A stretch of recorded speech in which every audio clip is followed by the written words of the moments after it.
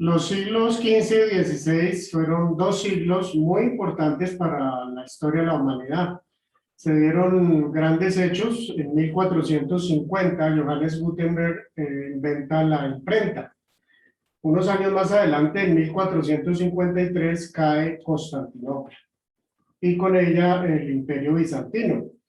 Y en 1492, tal vez la fecha más recordada por todos, es el descubrimiento de América por Cristóbal Colón. Estos eventos ocasionan un gran despertar en el área cultural en general, en el campo científico, humanista y religioso. En el campo científico, Magallanes, como con sus viajes alrededor del mundo, logra demostrar que la Tierra no es plana.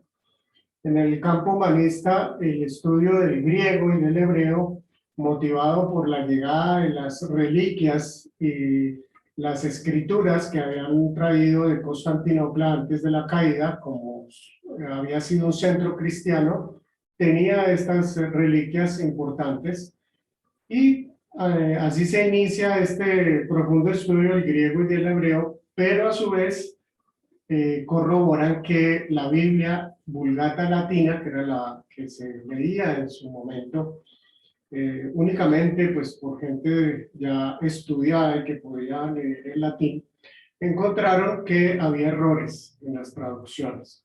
Entonces, estos dos aspectos que tenían que ver directamente con el clero ocasionó que en el campo religioso hubiera cierto desprecio, se presentara molestia de parte del pueblo hacia el clero. Pues la iglesia también afirmaba que la tierra era plana.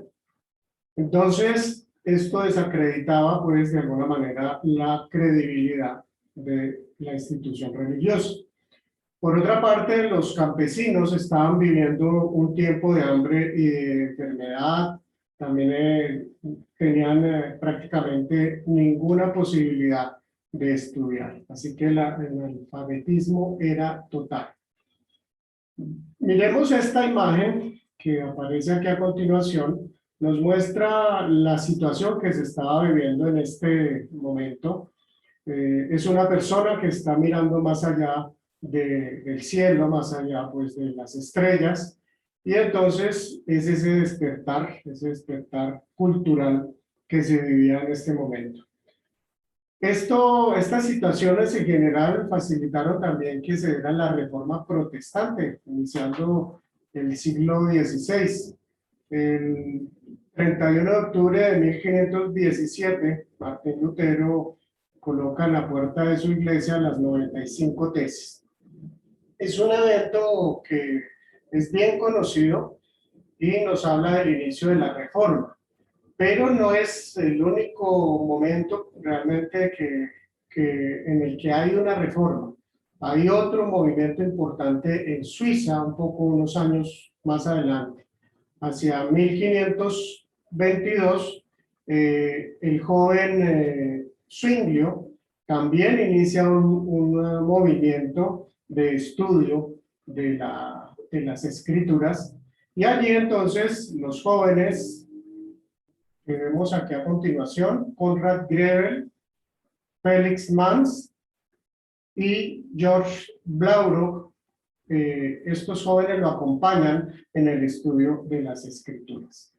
Estos jóvenes, al ver que Zwinglio no está incluyendo en la reforma aspectos muy importantes de lo que ellos habían hallado en este grupo, en las escrituras, se ven decepcionados y deciden entonces abandonar este grupo de estudio y dejan de respaldar a Zwinglio.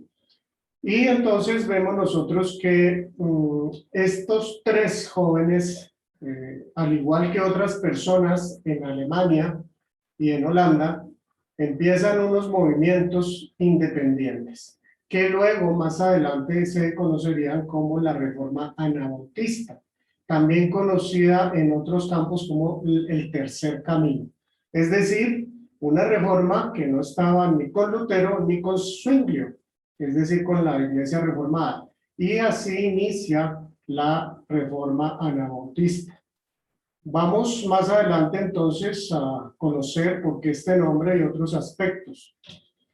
Bien, entonces estos jóvenes que quisieron realmente tener una fe en serio, ser cristianos en serio, son un ejemplo y un motivo por el cual la charla de hoy tiene este título.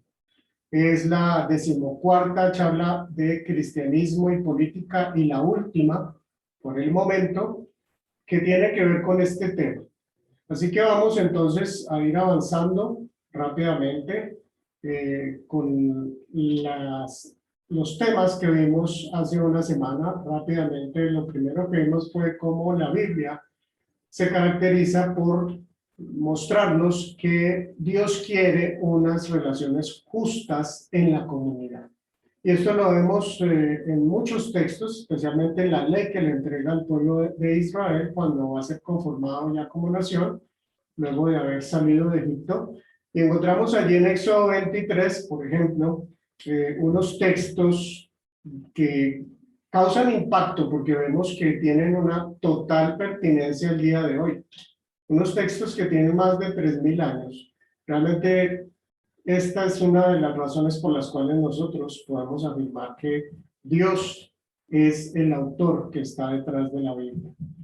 Porque escribir unas leyes que sean vigentes más de 3000 años en el mundo, pues esto humanamente es imposible.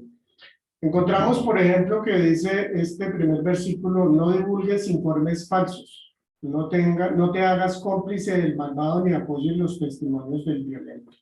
Y el siguiente versículo dice: no imites la maldad de las mayorías. Estos aspectos, como los vimos hace 8 días, tienen mucha actualidad.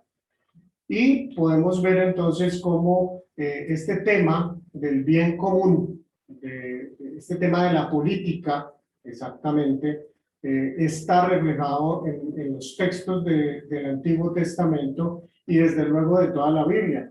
Dios entonces quiere esas relaciones de respeto, de rectitud, de justicia, de misericordia. Relaciones entre los integrantes de una sociedad que van a ayudar a que esta sociedad florezca. Son entonces principios y valores que están enraizados en el amor del pueblo de Israel, el amor a Dios y el amor que Dios también les llama a desarrollar entre ellos, el amor con el prójimo. Bien, otro aspecto que vimos es cómo una mala interpretación de un texto puede llevarnos a una mala aplicación. Veamos estas imágenes de estos 5 personajes del mundo político: Muammar Gaddafi, bueno, el primero Idi Amin Dada, el segundo Muammar Gaddafi, Saddam Hussein, Joseph Stalin y Adolfo Hitler. Todos estos fueron tiranos, fueron dictadores que realmente en su gobierno, en su forma de gobernar, hicieron mucho daño hacia la sociedad que directamente estaban gobernando. Y también hechos ya también conocidos en sociedades, en países vecinos. Podemos con toda certeza decir, desde luego, estos personajes no estaban cumpliendo con la voluntad de Dios, un Dios que es perfecto, que es justo, que quiere el bien para toda la humanidad. No podemos entonces decir que estas personas eran personas que estaban haciendo lo que Dios quería. Allí en Romanos 13:1-6 encontramos este texto que muchas veces ha sido mal interpretado y mal aplicado por no cumplir con ciertos principios de la exégesis. Allí dice que todos deben someterse a las autoridades públicas, pues no hay autoridad que Dios no haya dispuesto, así que las que existen fueron establecidas por él. De alguna manera se ha querido interpretar sin tener en cuenta otros textos que hablan también del tema del gobierno y de la política, que aquí lo que se está diciendo es que el cristiano debe de cumplir ciegamente con todo lo que un gobierno le pide. Y vemos claramente que la misma Biblia nos muestra otros textos donde los mismos discípulos se negaron a cumplir algo que las autoridades les estaban pidiendo en su momento. ¿Por qué? Porque estaban en contra de la voluntad de Dios. Eso mismo debemos nosotros de hacer, si bien ser unos ciudadanos modelo y cumplidores de la ley, de lo que el gobierno establece, no hacerlo de una manera ciega porque en ocasiones estas pueden llegar a ser opuestas y contrarias a lo que el Señor está diciéndonos en su palabra. Bien, y como último aspecto vimos cómo la política, hay esa política que podemos decir que transforma desde abajo, la otra política, y es la que durante muchos siglos hemos visto que la Iglesia ha desarrollado en el mundo. Esa política de la búsqueda del bien común, que desde luego el máximo bien común es el Evangelio, pero a su vez este Evangelio ha llegado también por el amor al prójimo a que la Iglesia desarrolle formas de ayudas prácticas para la sociedad. Ha desarrollado, ha creado hospitales, colegios, educación, granjas agrícolas, guarderías, ancianatos, ayudas para momentos de desastres. Y esto lo ha hecho mucho antes de que los gobiernos empezaran a hacer. Ahora, hoy en día, lo vemos como algo que forma parte de las tareas de los gobiernos en el mundo, pero la Iglesia comenzó a hacerlo desde su inicio. Así que esta es una forma de hacer una política que ha transformado el mundo desde abajo. Bien, vamos entonces a ver este primer tema, llamado conceptos e intereses opuestos. Conceptos e intereses opuestos, y aquí encontramos esta imagen en donde vemos a Jesús que va a lavarle los pies a Pedro, al apóstol Pedro. Y vemos esa expresión del apóstol que no está como muy contento y muy convencido de que Jesús vaya a hacer eso. Vamos a leer este texto que vamos a ver aquí a continuación, que se encuentra en el Evangelio de Juan capítulo 13. Y dice así esta primera parte. Así que se levantó de la mesa, Jesús, se quitó el manto, se ató una toalla a la cintura y echó agua en un recipiente. Luego comenzó a lavarles los pies a los discípulos y a secárselos con la toalla que tenía en la cintura. Cuando se acercó a Simón Pedro, le dijo, Señor, ¿tú me vas a lavar los pies a mí?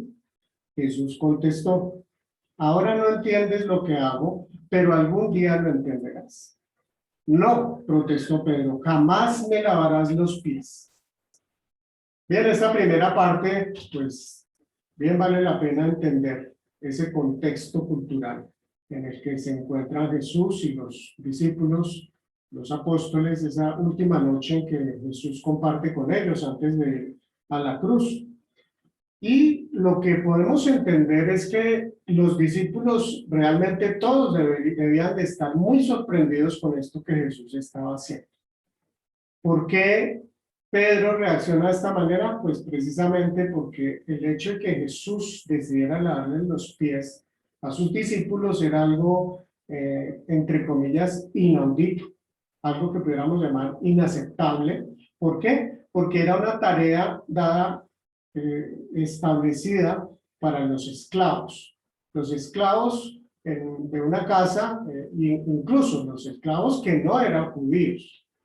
Es decir, los esclavos de más baja categoría lavaban los pies de su amo, de su señor y de los invitados que llegaran a la casa. Era una tarea entonces de un esclavo. Y Jesús entonces toma esa tarea. Por esto es que entonces Pedro no acepta que su maestro se vaya a humillar de esa manera, que vaya a llegar a ese nivel tan bajo. Jesús entonces les está dando en este momento una enseñanza para sus vidas y desde luego también para nuestras vidas. ¿Por qué? Porque aquí nos está hablando, si nosotros somos verdaderos creyentes, la humildad es algo que debe estar presente.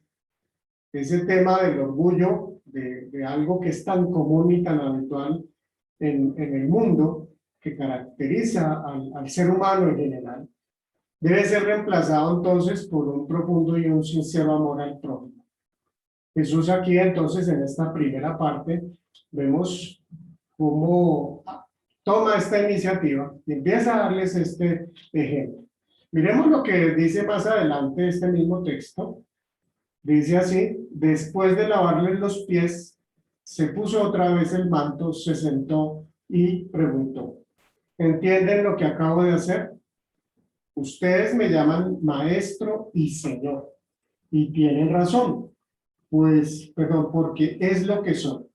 Y dado que yo, su señor y maestro, les he lavado los pies, ustedes deben lavarse los pies unos a otros. Les di mi ejemplo para que lo sigan. Hagan lo mismo que yo he hecho con ustedes.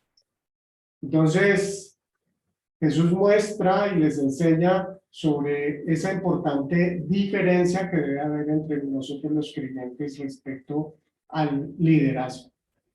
En general, pues debemos de ser diferentes en muchos aspectos, de acuerdo a lo que Jesús nos enseña, de acuerdo a cómo nos guía el Espíritu Santo, pero en este campo del liderazgo es algo particular. Nuestro liderazgo, entonces, no debe ser como el liderazgo de los demás. Recordemos lo que nos dice Marcos 10, 43 al 45, un texto que tiene que ver con ese encuentro, ese viaje que hacen los discípulos con Jesús cuando va camino a Jerusalén. Y Jesús entonces les dice: entre ustedes no debe ser así, al contrario, el que quiera hacerse grande entre ustedes deberá ser su servidor, y el que quiera ser el primero deberá ser esclavo de todos.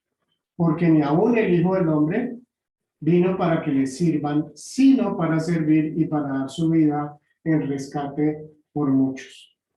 Fijémonos entonces, Jesús mismo se está poniendo como ejemplo, dice: ni aun el Hijo del Hombre vino para ser servido.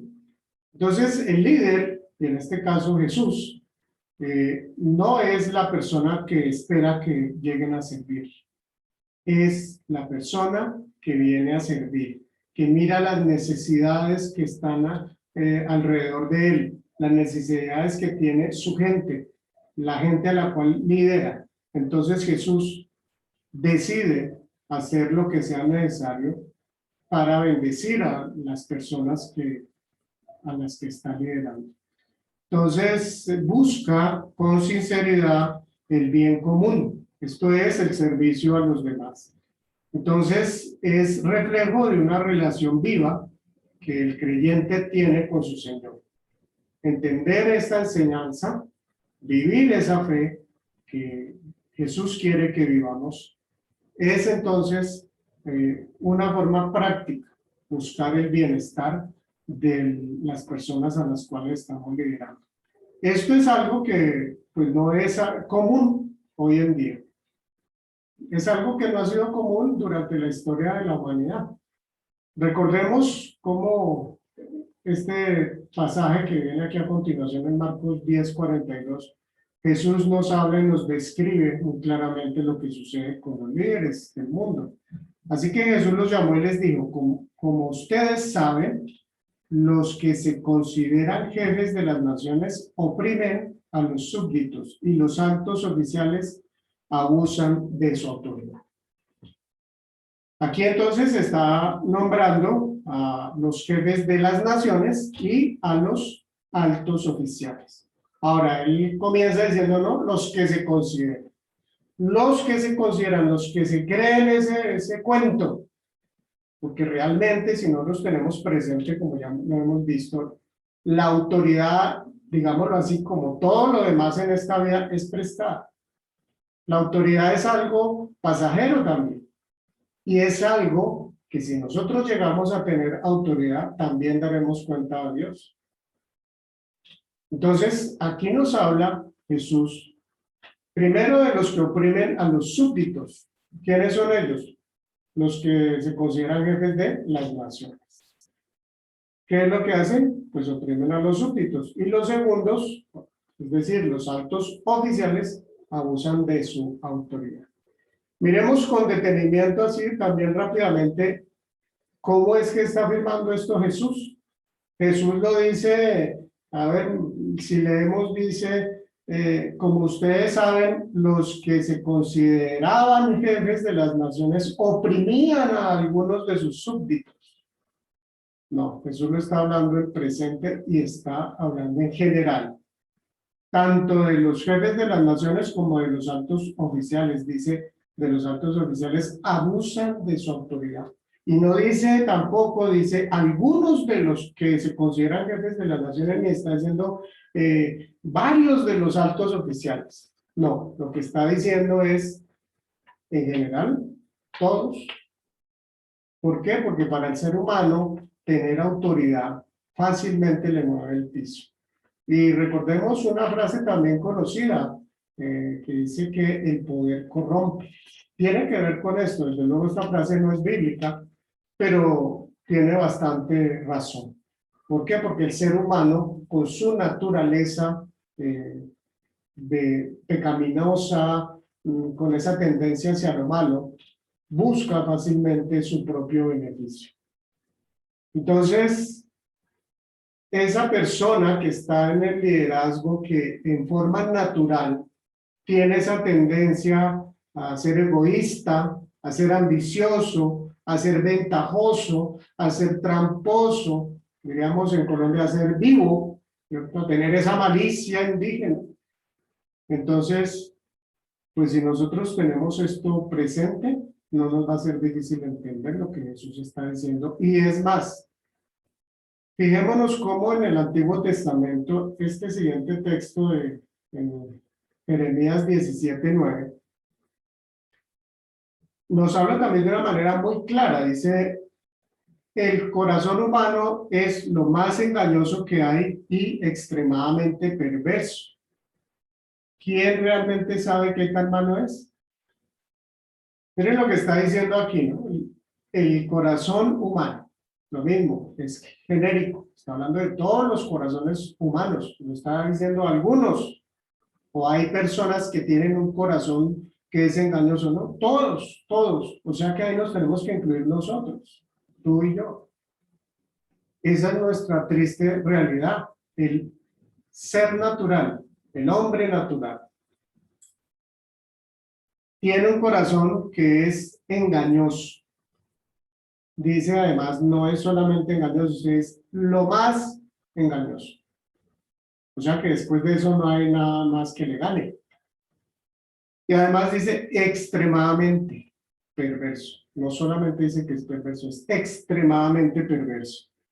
Entonces, cuando nosotros nos fijemos y entremos en el campo de la política partidista, no olvidemos esto. Lo que dice Jesús, lo que dice la Biblia aquí desde el Antiguo Testamento, porque nosotros debemos de ser entonces, ¿qué? Realistas. Ah, no, esto es terrible, esto no puede ser, ¿no? Es una realidad. Entonces seamos realistas. Esto está en todo corazón humano, en algunos mucho más fuerte que en otros, pero no podemos decir, no, ningún corazón humano, hay angelitos en el campo de la política que ellos no.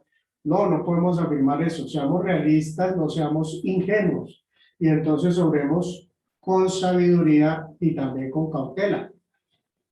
Bien, pasamos al segundo aspecto y es cristianos en serio. Y es el último aspecto que vamos a ver y tiene que ver con esta primera parte que hablé al comienzo del contexto del tiempo de la Reforma, del origen y el inicio del movimiento anabautista en Suiza. Este movimiento se inicia en 1525 y como había dicho anteriormente, Konrad Grebel, Felix Manz y Jorge Blauro fueron solamente 3 de los que dieron inicio a este movimiento.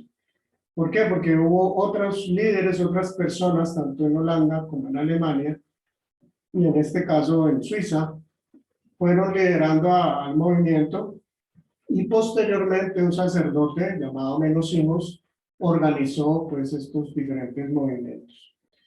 Pero no voy a entrar tanto en detalles pues de nombres y de lugares, sino de lo que este movimiento anabautista ha aportado al cristianismo en particular.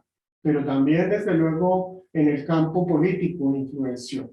Y pues recordemos que estamos hablando de la política tanto partidista como la política en general.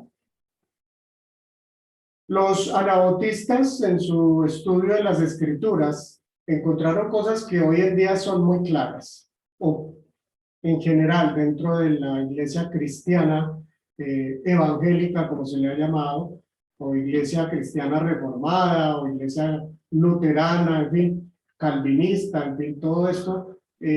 Hay aspectos que son ya bastante claros en el campo de la fe, pero que en su momento no eran tan claros.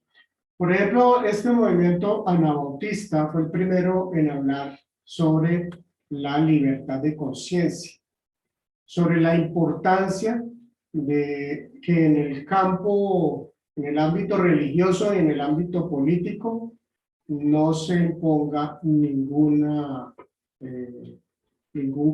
aspecto en particular. Es decir, nadie tiene o debería tener el derecho de imponerle la religión a otro ser humano.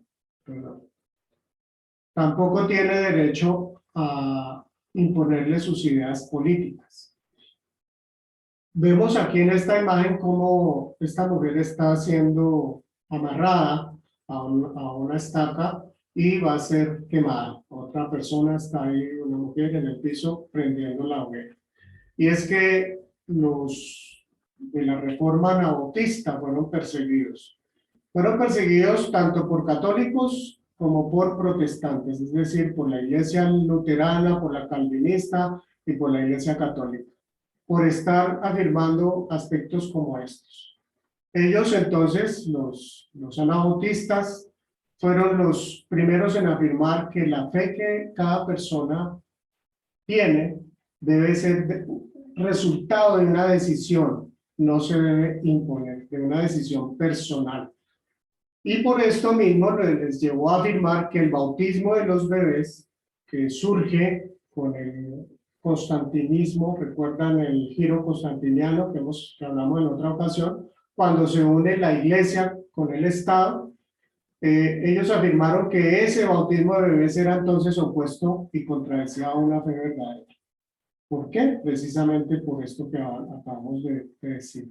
Es algo que debe ser tomado en libertad. Miremos el texto en el que nos habla Jesús, Lucas 9, 23 al 26, y dice aquí, dirigiéndose a todos, declaró: si alguien quiere ser mi discípulo, que se niegue a sí mismo, lleve su cruz cada día y me siga. Porque el que quiera salvar su vida la perderá, pero el que pierda su vida por mi causa la salvará. ¿De qué le sirve a uno ganar el mundo entero si se pierde o se destruye a sí mismo? Si alguien se avergüenza de mí y de mis palabras, el Hijo del Hombre se avergonzará de él cuando venga en su gloria y en la gloria del Padre y de los santos ángeles.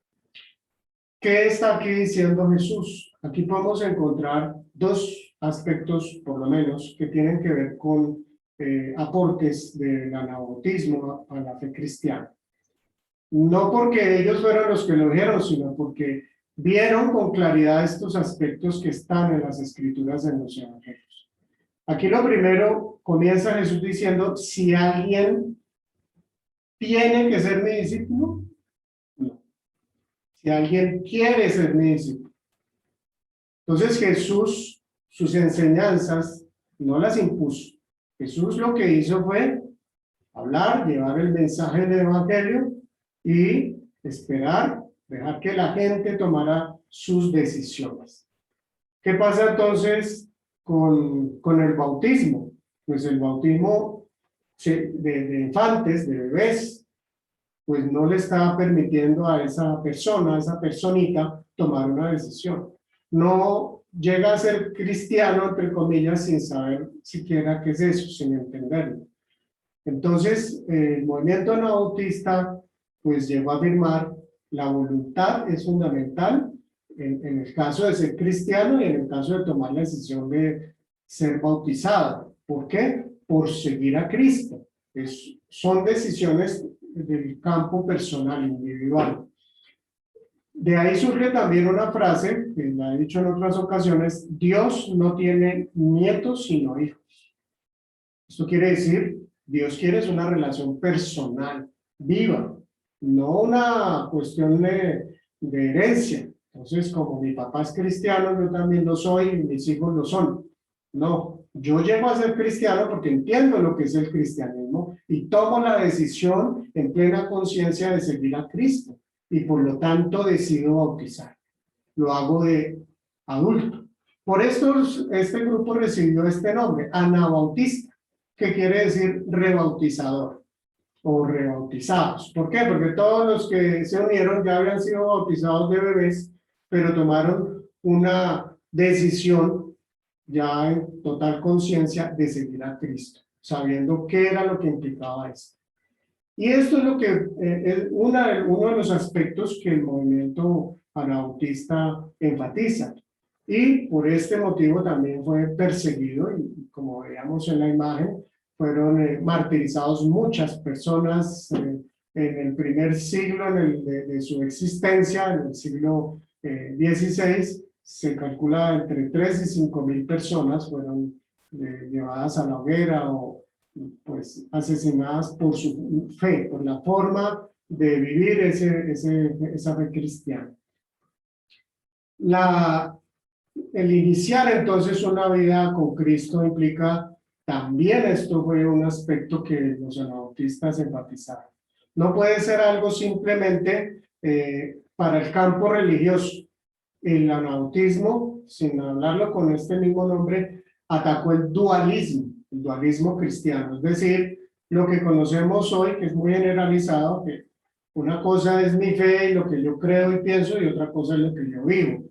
Es decir, que hay una distancia entre la vida diaria, cotidiana o secular y la vida espiritual. Están separadas. Los anabautistas no aceptaron esto. Ellos afirmaban: si yo acepto a Cristo, no es solamente algo intelectual o algo para el fin de semana, sino para toda mi vida debe de darse una transformación de vida. Y esto es algo que se da en el proceso del discipulado. Los anabautistas hicieron un énfasis muy fuerte, importante, en el tema del discipulado. Todo creyente entonces comienza un camino de discipulado desde el momento en que decide seguir a Cristo. Entonces, esto implica vivir una vida diferente. Si yo sigo a Cristo, si yo vivo mi fe realmente como Cristo quiere que la vivamos, pues mi vida es diferente. Mi vida no puede seguir igual como antes de que yo conociera al Señor Jesucristo. Entonces, esta fe integral es algo que significa que mi fe en Cristo afecta todas las áreas de mi vida. Pero además en este texto también encontramos que el cristiano también debe estar dispuesto a padecer, a sufrir. Fijémonos que aquí dice, bueno, porque el que quiere, a partir del verso 24, porque el que quiere salvar su vida la perderá, pero el que pierda su vida por mi causa la salvará. ¿De qué le sirve a uno ganar el mundo entero si se pierde o se destruye a sí mismo? Si alguien se avergüenza de mí y de mis palabras, el Hijo del Hombre se avergonzará de él cuando venga en su gloria. Las personas que por estar bien y no ser rechazadas, por no ser perseguidas, entonces deciden vivir conforme a los demás y se avergüenzan de Cristo, pues son personas que realmente no han entendido el Evangelio. Para los anabautistas esto formó parte de su fe, estar dispuestos a sufrir como lo hizo Cristo, que estuvo dispuesto, siendo Dios, de dar su gloria y venir al mundo a darnos ejemplo de vida, pero además a llegar hasta la muerte y muerte de cruz. También algo que los anabautistas hicieron un énfasis especial fue sobre el uso de la no violencia. Esto es algo que entendieron también, tomado de la mano de los aspectos anteriores, que el cristiano no tiene como opción válida la violencia en ningún momento de su vida. Recordemos que Jesús dice, ustedes han oído que se dijo, ama a tu prójimo y odia a tu enemigo, pero yo les digo, amen a sus enemigos y oren por quienes los persiguen. Entonces, el cristiano no tiene esta opción. Jesús lo dice muy claramente. Esto fue en Mateo 5, 43, 44. Y en Mateo 11, 29 dice, carguen con mi yugo y aprendan de mí, pues yo soy apacible, quiere decir manso, y humilde de corazón, y encontrarán descanso para su alma. Jesús se define a sí mismo como una persona mansa, ¿no? Apacible y humilde de corazón. Así que Jesús mismo es el ejemplo y él, como recordemos, por ejemplo, cuando el apóstol Pedro a Jesús lo iban ya a arrestar para ser llevado al juicio y luego ser crucificado, él saca su espada y le corta la oreja a uno de los guardias que van a detener a Jesús, y Jesús le dice, no, un momento, guarda tu espada. ¿No sabes que yo puedo pedirle a mi Padre una legión de ángeles? En fin, esto es un ejemplo claro de que Jesús no estuvo dispuesto nunca a usar la violencia, ni le permitió a sus discípulos que lo hicieran, ni siquiera por salvarle la vida a él. Entonces, Jesús nos da un ejemplo claro. La violencia no es una opción para el cristiano. Y los creyentes, los anabautistas, aunque fueron perseguidos y fueron llevados hasta la muerte, ellos jamás utilizaron la violencia porque tenían esto también muy claro. Y de ahí surge también el movimiento pacifista que hoy en día conocemos, donde se ha buscado que haya opciones para los jóvenes que tienen que prestar servicio en un momento de, digamos, de guerra, que lo puedan hacer no en el campo de enfrentamiento militar, sino servicio a la sociedad. Es entonces este aspecto y por último el de la independencia entre la Iglesia y el Estado, que tiene todo que ver con algo que vimos ya en un principio. El anabautismo fue el primero en plantear, casi 4 siglos antes de que fuera aceptado. O sea, hoy en día esto no es extraño dentro de los gobiernos democráticos, es algo que se acepta, pero casi con 4 siglos de anticipación, los anabautistas buscaban esto. Decían, debe haber una independencia entre el Estado y la Iglesia. La Iglesia no debe interferir en las cosas del Estado, ni el Estado debe interferir en las cosas de la Iglesia. Entonces, recordemos esta imagen del comienzo, donde vemos a estos 3 hombres, Konrad Grebel, Felix Manz y Jorge Blaurock, que dieron inicio a este movimiento anabautista que tan importantes aportes han hecho a la iglesia cristiana. La iglesia, el movimiento anabautista, no buscaba corregir algunos aspectos deficientes dentro de la iglesia tradicional, es decir, dentro de la iglesia católica romana. No, ellos, a diferencia de lo que se hicieron los luteranos y los calvinistas, lo que ellos buscaron fue volver a la vida de esa iglesia primera, de esta primera iglesia. Ellos buscaron vivir como Cristo vivió y como sus seguidores y sus discípulos lo hicieron. Entonces, se apartó así de la iglesia tradicional, pudiéramos decir de la iglesia con esa herencia constantiniana, recordemos cómo afectó el unirse la iglesia que venía con Cristo ya en el 3er siglo, en el año 330, como al unirse pierde mucha de su claridad la fe. Y entonces este movimiento anabautista busca desarrollar esa fe integral que involucrara todas las áreas de la vida.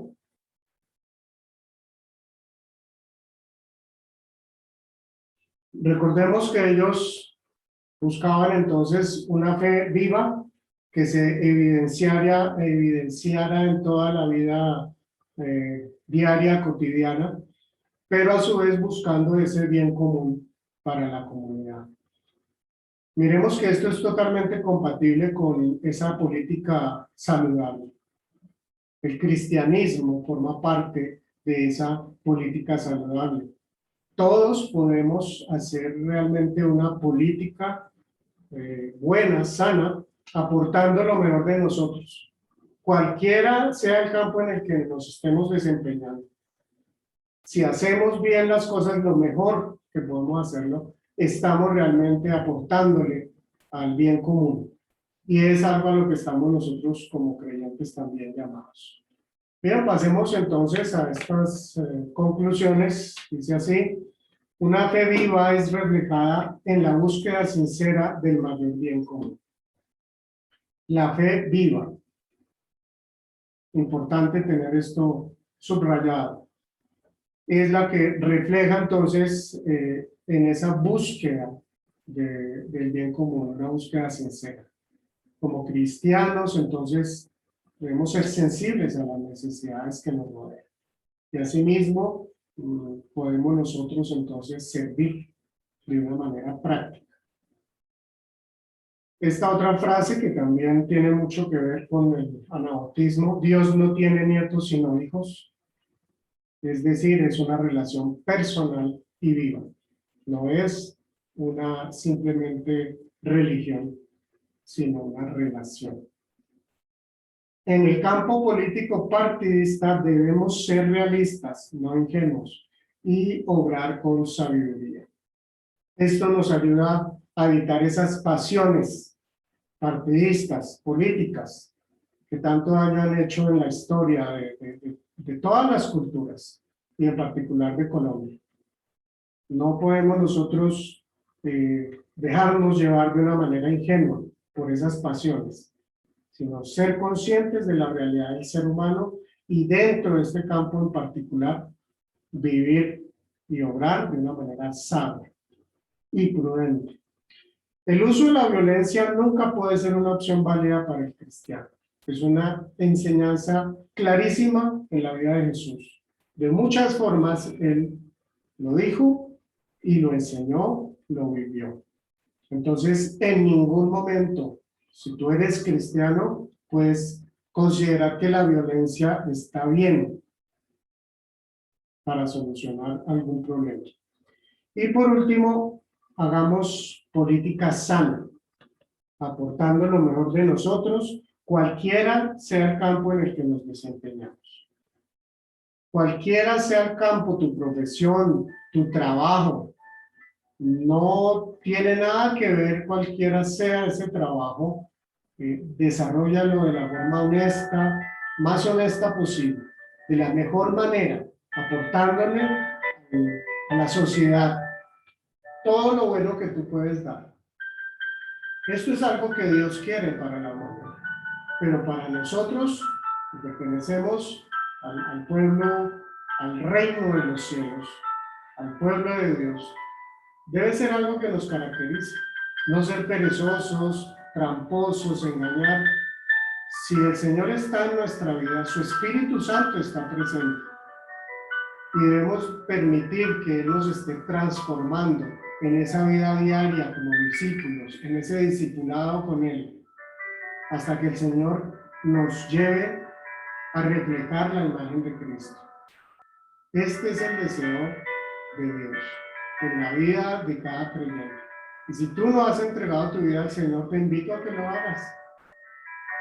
Es la máxima y mejor decisión que tú puedes tomar en tu vida, porque te permite llegar a desarrollar esa vida como cristiano que Dios quiere y tiene sus planes para toda la humanidad. El Señor te bendiga.